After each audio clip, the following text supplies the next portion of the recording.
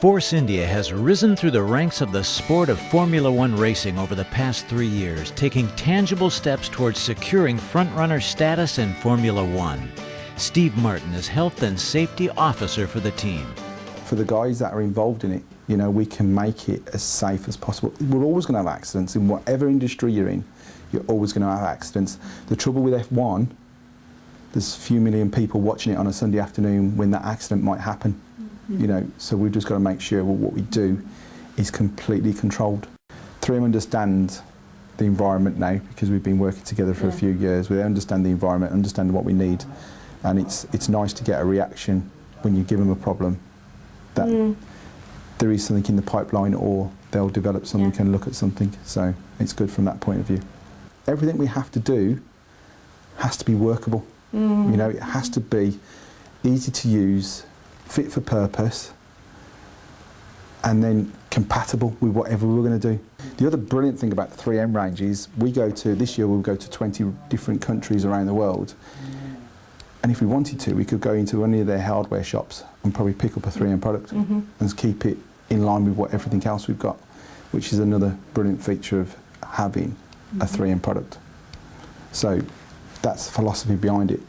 The guys out the back that were actually prepping tyres have got 3M product glasses on, mirror glasses, and they didn't need to wear them for that activity. But because they were a sunglass and they were safety glasses and everything, they still wore them, even though they didn't need to actually. They were comfort. And when I asked one of the guys why he was wearing them, you know, against his other glasses, he said, "Well, I forgot I had them on." And that's just a big tick in the box, like, you know, they're safe when they don't even know they're safe. You know, they're not having to think about things. It's just automatic that they put the kit on. It's like when the guy in Malaysia last year ended up with a rash on his arms. He was grinding some carbon, and because his arms were a show, his skin was very damp, you know, through moisture of sweat, and the carbon actually stuck to his skin and then blocked up the pores of his skin and caused a rash, you know. So it was, when I got back, I phoned up 3M Contact and says, right, this is my problem, how can we resolve it? And a couple of weeks ago we came back with a suit that is literally a Jupiter system on the backpack. Put a suit on, the suit's sealed and it blows up.